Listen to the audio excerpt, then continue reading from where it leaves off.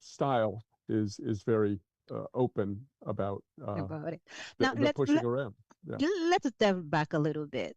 The yeah. U.S. is supposed to be a friend of Haiti, quote unquote.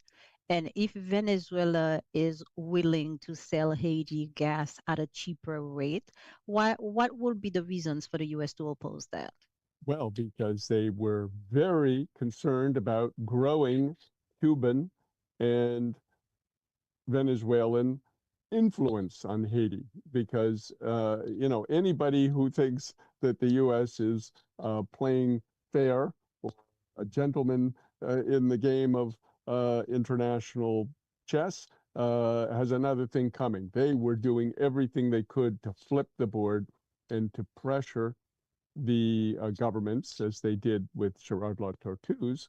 Uh, so the thing with Preval is what he did, as you know, Eugenia, and we'll say for the listeners, in Haiti, they have a thing called marronage, which is basically was developed as a form of resistance under slavery, where a slave couldn't openly challenge the European master at that time without having his head cut off or her head cut off. So they would say, yes, whatever you say, sir. And then they would sort of undermine it and sidestep it and whatever. So that marronage became a form, and that was what Preval was using. He was saying, oh, yeah, yeah, Chavez, he's terrible. He's such a boor. He's a guy I can hardly tolerate him. But at the meanwhile, he was making deals with the Venezuelans behind the scene. So it became a kind of another Creole proverb that we both know, rat connaît, chat connaît. Both the rat and the cat knew what was going on, but it went on like this in this sort of game for a while, with the U.S. trying to stop it and Preval trying to go forward. But this was such a tremendous um, advantage that there was nothing but the U.S. did their best to sabotage it and undermine it. And basically, as you probably recall as well, Eugenia, that uh, investiture at the inauguration of Preval, the first thing he did when he got off the stage in 2006 was go into a back room with Vicente Rangel, the vice president of Venezuela, and sign the Petrocaribe document. Now, it was ceremonial. Nothing had been really passed or done, but it was his message that he was going to make a deal with Venezuela. And this was Preval's tendency. It has to be recalled that President Rene Preval, at that time, had come out of sort of a leftist tradition in Haiti. He was, as he says himself, I'm a petty bourgeois leftist, in that he sympathized with the revolutions in Venezuela and Cuba, but he was still trying to walk some kind of line and make some kind of compromise with the U.S., which kept saying, and this goes to the beginning of your question, we are your most reliable and best partner. So why are you doing this to us? So the U.S. saw that this deal or this arrangement that Preval was setting up with Venezuela was a betrayal of their partnership. So once again, the victim, the villain becomes the victim, by saying you can't have any other friends other than me. They were basically putting the kibosh on that. Now, for historical context, La Tortue was the technocrat that the U.S. government put Yeah. into office after they overthrown Aristide in 2004. Now, going back to Petrocaribe, who else, beside the U.S. government, were there other entities in the U.S. who did not want the Petrocaribe contracts to go through?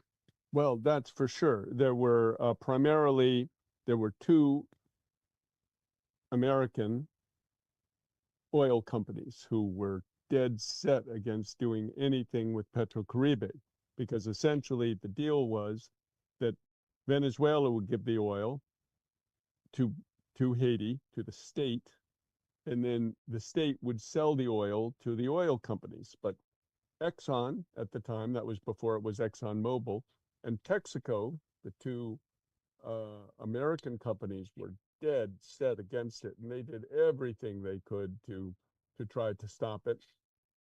There was a French company called Total, which is the French oil company, and then there was Dinasa, which had previously been, I forget if it was Chevron or something, but that was owned by Reginald Boulos. So it was only Dinasa, sorry, not Reginald Boulos, by uh, the Israeli one. I don't know. Oh, Bijo? Biggio, that was owned Hmm. by Biggio. So but the two American companies were working hand in glove with the U.S. Embassy to find a way to torpedo this Petro-Caribe deal, because they wanted to be able to, sell their gas in the country, their oil in the country at the highest profit. And there was a guy called Michel Lecor, who was set up as sort of the point man by Preval to uh, uh, negotiate this with them. And Lecor became completely incensed at their, and this is quoted in the cables, their capitalistic attitudes, by being just completely uh, insensitive to the great relief and help this would bring Haiti. Now, how did Petrocaribe function in practice in Haiti, and what opportunity did it create for development and public investment? Well, the way it worked was the Venezuelans wanted to set up a state to state arrangement. They had to work through the state. So Haiti didn't have a state oil company or any state apparatus. Originally, Preval had said, well, let's give it to ADH, which was still, that's Electricity d'Haïti, which was still state owned at that time. Uh, but instead, they ended up giving it to a thing called the Monetization Office for Aid and Development Program, or what's known in Creole or in Haiti as BIMPAD. So BIMPAD that was the office that used to receive all the money from USAID, all the money that would come in through the international financial institutions, and put it to work and distribute it and manage that. So they said, okay, well, let's take this same BIMPAD and use it to receive the money, the oil from Venezuela. So essentially, Venezuela would sell the oil to the Haitian government through BIMPAD, then sell the oil to the oil companies to distribute at their stations around the country. And it was fantastic. It was huge, and it would provide Haiti with $100 million a year savings in gas costs. And not only that, but Hugo Chavez said, listen, we're going to put in refineries for you. We're going to build power plants, and they did so in Port-au-Prince, in Gonaïves, and Cape Haitian. We're going to help you extend your runway in Cape Haitian, which today is being used As the airport? as the only airport that you can get into Haiti internationally. And so, there was just, it was, and the Cubans got involved saying, we're going to go change your light bulbs around the country so that you're using more energy efficient light bulbs, and so on and so forth. So it was a whole myriad of measures, Eugenia, that they were taking to basically streamline, modernize, improve the whole energy situation in Haiti. And it had a huge effect. It was really a lifesaver at that time, despite all the U.S. sabotage, which meant in 2006 was when that ceremonial signing was done at the back room of the palace. And it wasn't until 2 years later that they were able to get through all the wickets, all the roadblocks, all the logs in the road that the U.S. threw to make this deal between two sovereign countries, Haiti and Venezuela. Yes, indeed. Now, from your reporting and analysis, what sectors in Haiti stood to benefit most from Petro-Caribe resources? Well, it was the poor. It was really the poor stood the most, stood the chance of gaining the most from the cheap oil, and also having uh, a, a, a fund, the Petro-Caribe fund, that could uh, be used to better the country. And in fact, Preval used it very quickly after 2008. In that year, there was a tropical storm Jean, which hit the country. And because Haiti's very mountainous, sometimes those storms, even a tropical storm, it was not quite a hurricane, but it had so much rain that it just totally destroyed Gonaive and washed out roads and bridges, and everything was very hard hit in the north. And so they used 197 million of this fund to basically bring relief, and they didn't have to go borrow money and go to the IMF, et cetera, et cetera.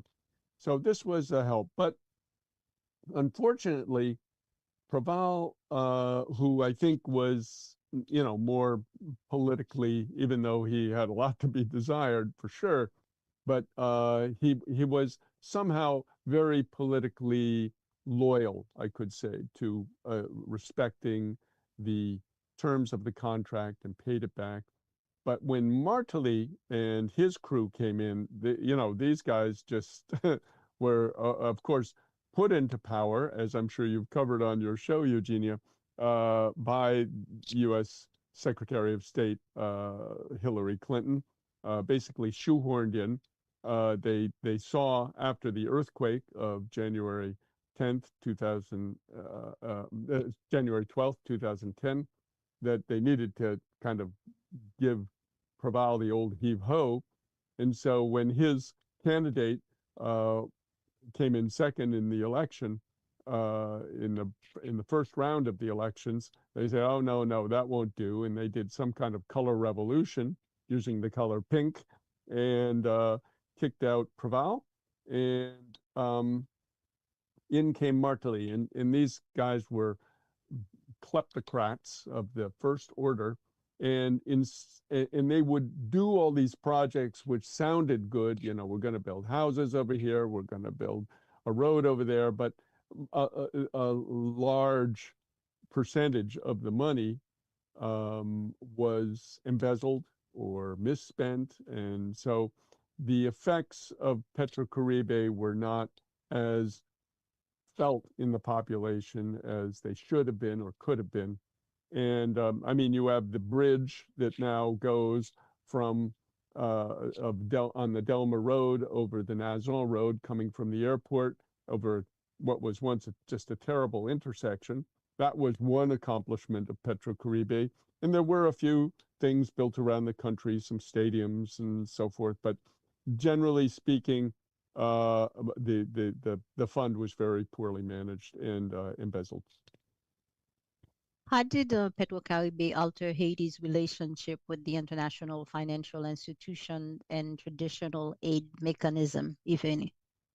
Oh, well, it supplanted them. It basically, it was even uh, Martelly's own prime minister, Laurent Lamotte, who he ended up at daggers drawn with by the end, in no small measure because of the corruption that, his wife, Sophia Martelly, was making out checks to cash for $10,000, saying that she was going to use them for, a food program or something. But even Lamotte said that 94% of the aid projects in Haiti and development in Haiti during that period of that he was there, at least, which was from 2012 to 2014, was from Petro-Caribe, not from USAID, not from the various NGOs that are getting money from all kind. Of course, NGO is one of the great misnomers. All those non-governmental organizations are working for governments, so they were basically dwarfed by the Petrocaribe fund, by the Petrocaribe infusion.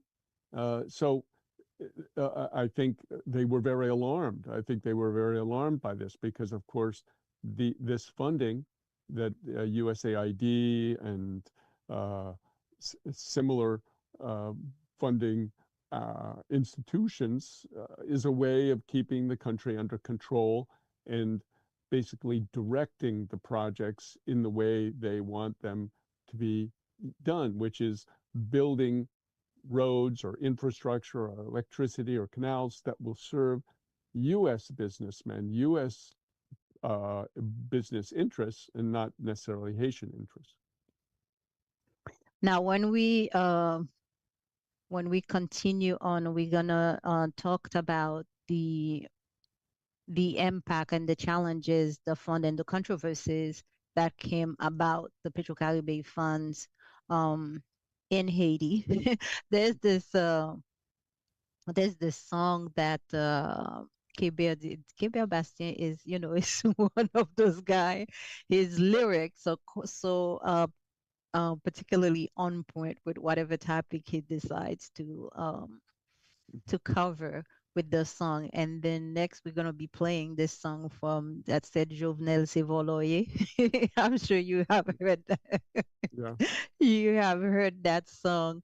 The song definitely speak volume to the type of policies and what the Jovenel Moïse government was doing at the time. And so you are listening to WPFW 89.3 FM, Washington, D.C. This is a special program on Haiti. I am speaking with Kim I from Haiti Liberté, and we are looking at the Petro-Caribe program, its origin impact on Haiti. Let's listen to Kébert Bastien, Jovenel Sevoloye, and then we'll come back to continue our conversation here.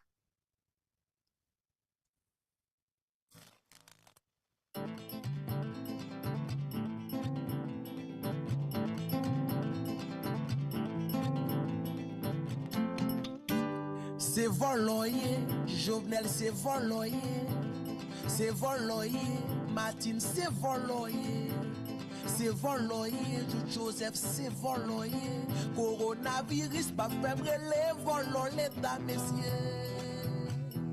messieurs dames c'est Voloye, yo barreti sur yo nan Volo li volé gagel aller. Nan yon titan maman mouri mais mante mal pas assisté. Ça c'est sous temps bembo, volo yo te gen entende. Jovenel c'est volo oui. C'est voloye, Matéli c'est voloye. C'est voloye, la mode c'est voloye.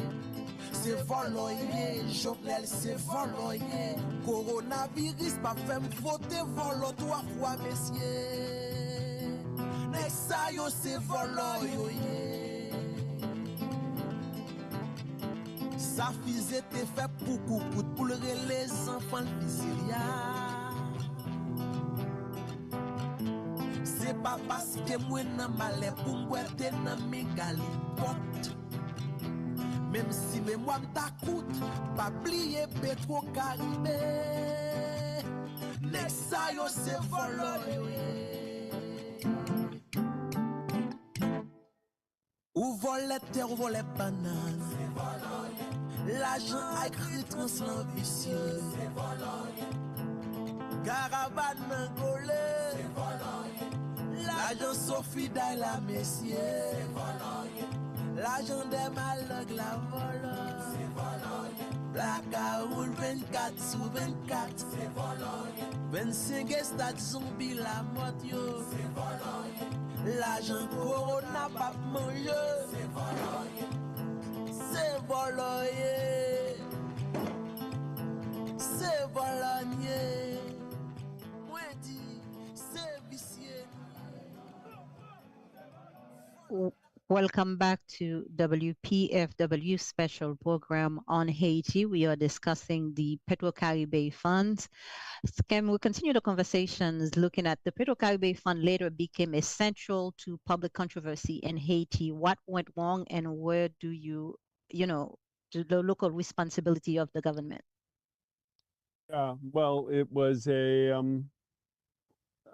was in some ways a coup d'etat that happened at the beginning of 2011, at the end of 2010 and beginning of 2011 by the same embassy and its agents that fought the establishment of Petro-Caribe, because basically they wanted to get the Preval government out, who they saw as sort of a junior varsity version of the Aristide government, the original Aristide government, I guess I should say, because it had certain nationalist ideas, as timid as they may have been in many ways. But the Martelly group really was completely shameless and ready just to go whole hog, as I was explaining, in terms of looting this. And so in some ways, I could say it was a political problem that they allowed the Martelly regime to come into power. I mean, when I say they, I'm talking about the Haitian people, that they were not able to turn back this coup, which was, as you will recall, Eugenia, multifaceted, because they had the media going, they had the diplomatic front going, and they were doing everything just to shoehorn in the Martelly group. And so to me, in some ways, I think that the corruption that I was describing before may have been, as they say in Creole, téléguidé. In some ways, I think that Washington needed to give Petro-Caribe a bad name, because now the word is associated with corruption. It's associated with just a boondoggle. If I can add something, I'll say beyond Telegide, because the aid that were provided to the people who were doing the demonstration and actually almost burned Lekai down for Mateli was coming from USAID and the US Embassy in Haiti. Right. So yeah, Teleguide, paid for, organized, and just the whole, we could say, complexion of that uprising, so-called, that Martelly pulled off, was a total color revolution. It's not usually listed among the various color revolutions that were carried out in mostly Eastern Europe and so forth, and Asia. But I think that the firms they got involved, I forget the name of it, Solos and something, but it was a Spanish firm. The guy, Damien Merlot, I remember his name, was very close to NED, which is, of course, the CIA cutout, National Endowment for Democracy. And they were up to their, eyeballs in organizing all of this. So to me, they were essentially a color revolution engineers who came in and took down the government. And a lot of it, I think a big measure of it, was not only just to get a government which was totally beholden and obsequious to the U.S., not even trying marronage, but were, totally in on it. But it was to basically smear the name of Petro-Caribe in Venezuela, which, had given this incredible program to Haiti out of solidarity for the role Haiti played.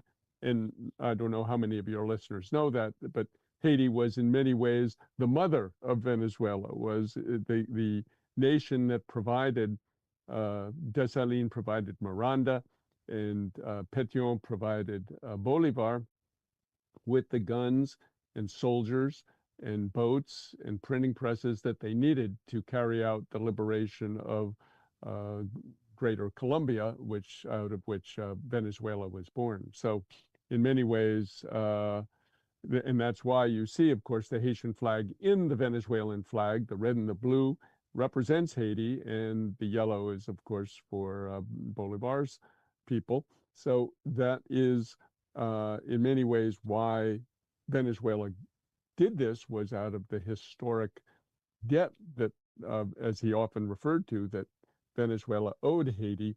But unfortunately, the U.S. succeeded in its schemes.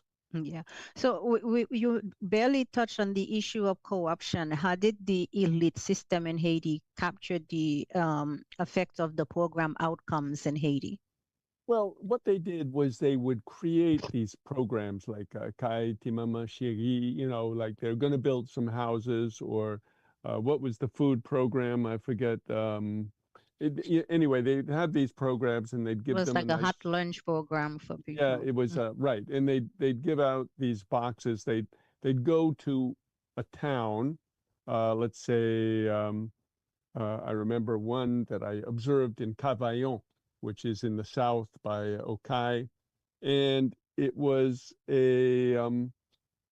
basically a crew, and they had flags, and people had T-shirts, and they would hand out these sort of styrofoam boxes of food, and they'd give these free meals out. And maybe they'd give out, I don't know, 500 or 1,000 of these free meals. But, this would cost tens and hundreds of thousands of dollars to do this operation. And what was being skimmed off were all these marteli, or what was called PHTK, apparatchiks, who were just making money hand over fist, doing these sort of show popular programs.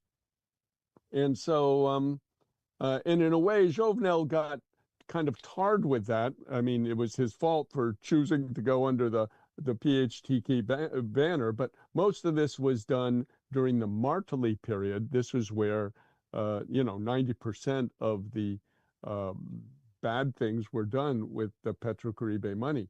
So, but that was the principal form of corruption, really, was this, and there were probably 5 or 6 or 10 maybe of these different programs, which would kind of pop up in the press, and they'd put banners across the street, and they'd give a lot of fanfare for it, but it was mostly show, so that they had a good vehicle, and something that was, very difficult to trace in terms of how they would skim the money out of the program. So now, these two questions are somewhat related. How did Petrocaribe affect Venezuela's relationship with participating countries and its broader role in regional geopolitics? How did U.S. policies and international pressure shape the trajectory and eventual decline of Petrocaribe? Well, given what we are living right nowadays. Yeah, well, given what we're living right now, well, I think it's important to say how Petrocaribe ended, because to some extent, I think Jovenel was thinking, when he was basically tagged by Martelly to become his successor, was that, well, I'll have all this Petrocaribe money, and I can do all these projects in the countryside, building this, that, and the other thing. And, again, another proverb comes to mind: bien compté, mal calculé. Count well, but calculate badly. What happened was, he came in 2017, the same year that Donald Trump arrived in power. And Trump basically torpedoed the Petrocaribe Fund, not just for Haiti, but for all the other 12 countries that were receiving it. Dominican Republic was getting Petrocaribe deals, and some of them morphed into other arrangements. But basically, Trump made it impossible. The bankers, the U.S. bankers, worked overtime to make it impossible for there to be transfers of money from anywhere, but from Haiti, for instance, to Venezuela to collect, on the gas that they did sell. So basically, all of a sudden, Venezuela could not get paid for all this gas because of the sanctions that Trump put.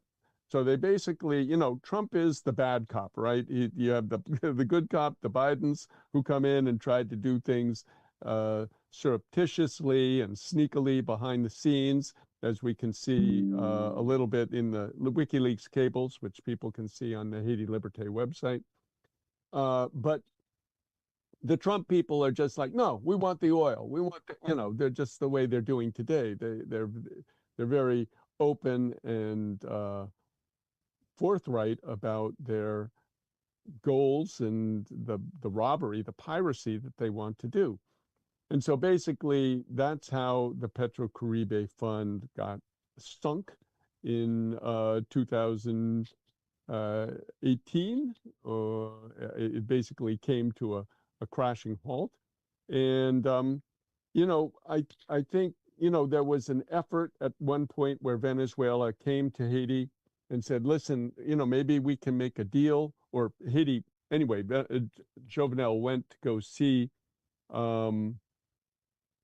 Maduro, and they met, and they were trying to work out a barter situation where they wouldn't have to go through the banks, which were basically controlled through the SWIFT system and so forth by the U.S. And anyway, it didn't work. And then also Trump summoned Jovenel to Mar-a-Lago and basically read him the riot act and said, listen, man, if you don't do what we say and how we want to do it, you're going to have, we're going to do something very bad to you. And so Jovenel basically suddenly became the hood ornament on the U.S. tank that was trying to destroy Venezuela. And they flipped after defending Venezuela in the OAS and so forth. Suddenly, Jovenel became one of the people denouncing Venezuela, etc. And so that was, that was really where the movement against him got a lot of fuel, because a lot of Haitians said, WTF, this guy, after getting Haiti, after getting all this, now is turning on Venezuela. And so, and to some extent, I can say, not to go too off our subject here, but in some ways, I think that was one of the reasons why, and a lot of the circumstances evidence points to this, that the U.S., if it wasn't involved in the assassination of Jovenel, it gave a wink and a nod. It had knowledge of it, and there's no doubt in my mind, absolutely none, that they did not know what was going on. You had these Colombian mercenaries who were brought into Haiti, sitting there for 2, 3, 4 months, talking on their phones. There were DEA people involved. There were CIA. There were all kinds. The U.S. knew perfectly well what was up, and they let it happen. And the reason was because Jovenel started to realize that he'd really made a bad move and was entertaining the contacts to get it back in touch with Venezuela and, of course, with Russia. He even received the Russian ambassador. And so these two things, they said, oh boy, this guy is no longer an asset. He's become a liability.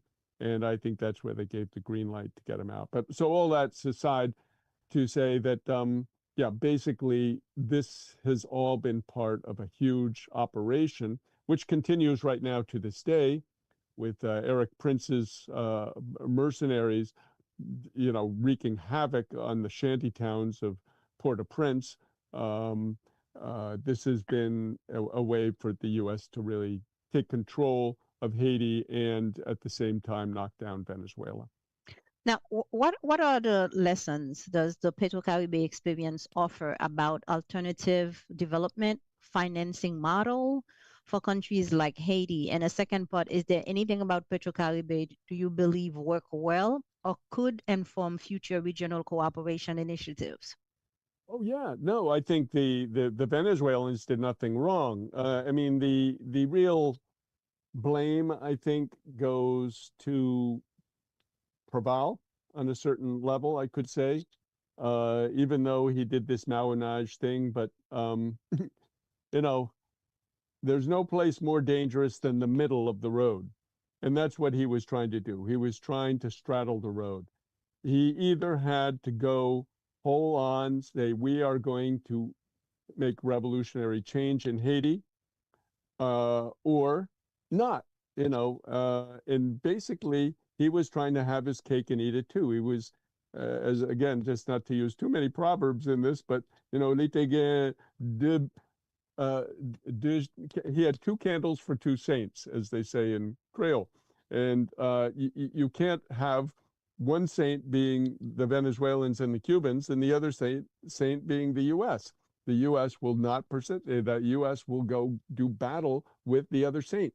So this is where I think the original problem in the case of Haiti happened.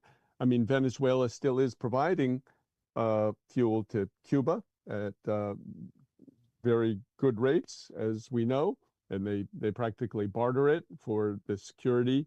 And we know 32 of the Cubans died trying to defend President Maduro on January 3rd, when the U.S. Did that atrocity of coming in and killing dozens, 100 people, more maybe. And this is something which needs to happen more and is now in the framework of the BRICS. There is, not only are they trying to develop a new currency, but they are now exchanging things in their currency, and increasingly the dollar as a reserve currency for the planet is being challenged. And this is, I think, another part why Washington had to go in and take control of Venezuelan oil, because what Petrocaribe was doing and what Venezuela has been doing is the big danger. It is going outside of the capitalist system, Yes. So structures. Yeah. Mhm. if there's one major misconception about Petro-Caribbean that persists in the public discourse, what would it be? And our last question, what should policymakers, journalists, and citizens take away from Petro-Caribbean's experience with thinking about Haiti's economic future? Well, I think what they need to take away is that Venezuela is a jewel, is a gem that we need to defend and stand by. That's why we here at Haiti Liberté, we had a community meeting here at the office on January 11th, and we said, the Haitian government hasn't said a thing about it. Why? Because they are puppets put in place by Washington. So they're afraid to say a word. Okay, they're not as bad as Millet or some of these other Nazis who applauded it, but they haven't said a peep. So we said we have to put out a statement. The Haitian community has to put out a statement, and Americans or anybody listening to this broadcast who want to show their solidarity too can sign that, which is on change.org, and it's basically a call to defend, to stand with Venezuela at this moment. So I think the real takeaway, Eugenia, is that Venezuela is a case of how these revolutions, and in this case, the Bolivarian Revolution, which has now been there for 27 years, and they have changed the reality of this hemisphere. It is through their example, following Cuba's example, which has not only inspired people to try to take their destiny into hand, but to provide the resources, to share the resources that Venezuela is blessed with with other nations, with their neighbors, to bring change and to bring a new consciousness in this hemisphere, and to seek liberation for the people of Latin America. Excellent, Kim. I want to thank you for joining us this evening for this conversation on Petro-Caribe. Again, you're listening to WPFW 89.3 FM, which is a special program on Haiti. Coming up next, we have the Collectors with Craig Hall. We'll be listening to some Haitian music. And then at 10, Black Star Radio with DJ Underdog. We'll continue up Haiti Stand Up.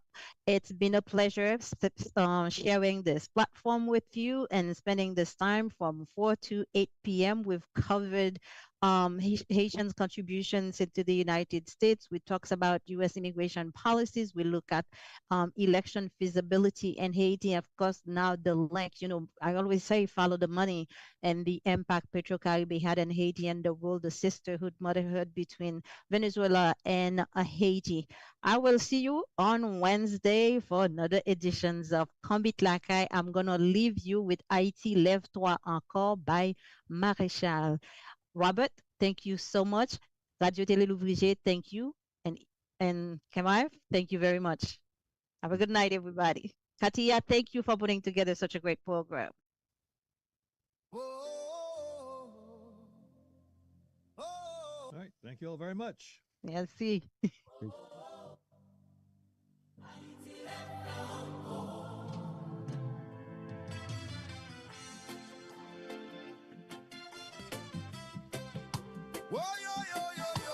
Février, dans l'entraînement.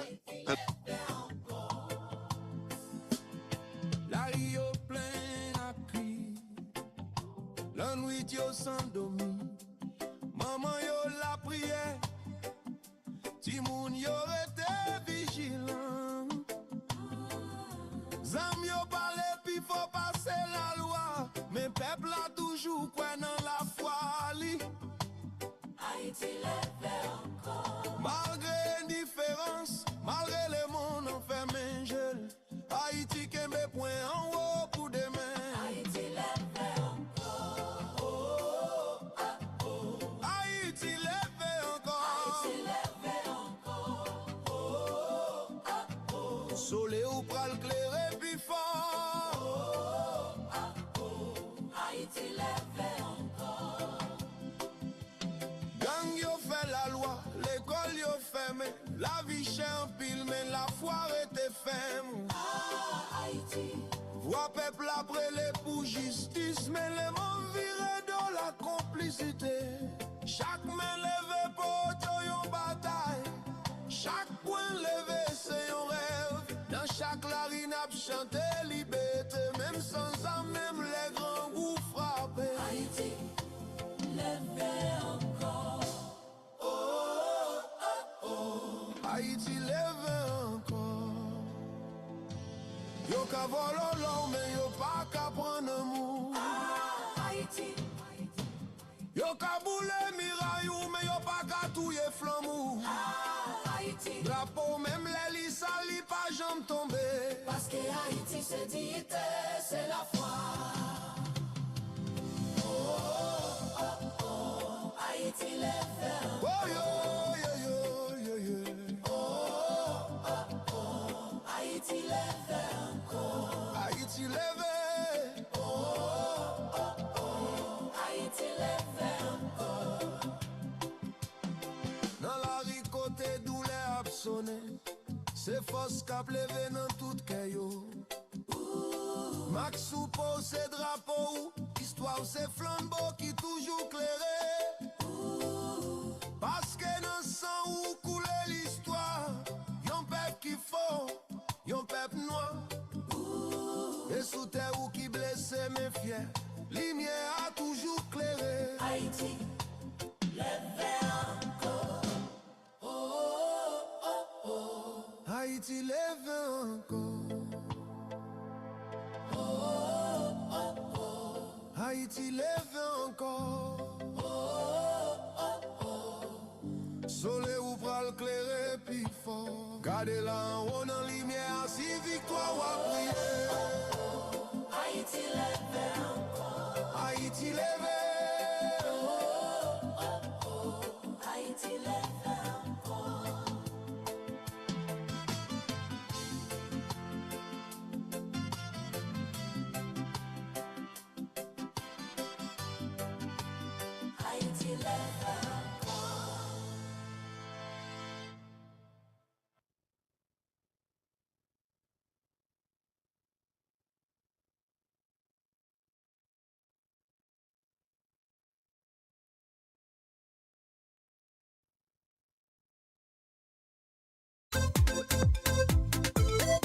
La y a tellement gen rakete k'ap fait taxe, mais moun ki nan Orlando depuis 25 ans, 30 ans konnen QCS, Quality Consulting Services, c'est yon nan kote sérieux pour yon rentre vin fil taxe yo. Mais oui, nan QCS, Quality Consulting Services, monsieur Edwidge Romulus a occupé et préparé taxe pour tout type de professionnel, pour l'église, pour business, pour C corporation, S corporation, pour moun qui travaille avec moun qui travaille avec tête yo, vin rempli taxe yo avec QCS, Quality Consulting Services, 927 South Goldwyn Avenue, suite 210. Yon nan deuxième étage là. 927 South Goldwyn Avenue. C'est dans zone Orange Center Boulevard ak Boca Club.